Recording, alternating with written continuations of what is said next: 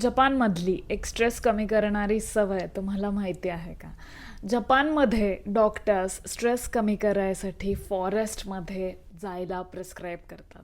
ह्या प्रॅक्टिसला म्हणतात शिनरिन योकू, म्हणजेच फॉरेस्ट बेथिंग.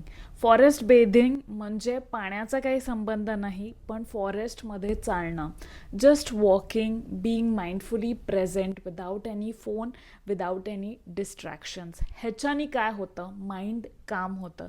सकाळी उठल्या उठल्या आपण पहिली गोष्ट काय करतो, नेचर नाही पण आपण मोबाईलमधले नोटिफिकेशन्स बघतो आणि त्याच्यामुळे एनर्जी आपली स्कॅटर्ड होऊन जाते. स्टडीज म्हणतात की जर 20 मिनटं तुम्ही फॉरेस्टमध्ये चाललं तर तुमचे स्ट्रेस हार्मोन्स रिलीज होतात, हार्ट रेट लो होतं आणि माइंड काम होतं. Your nervous system needs trees and not timelines. So from tomorrow no phone, just breath.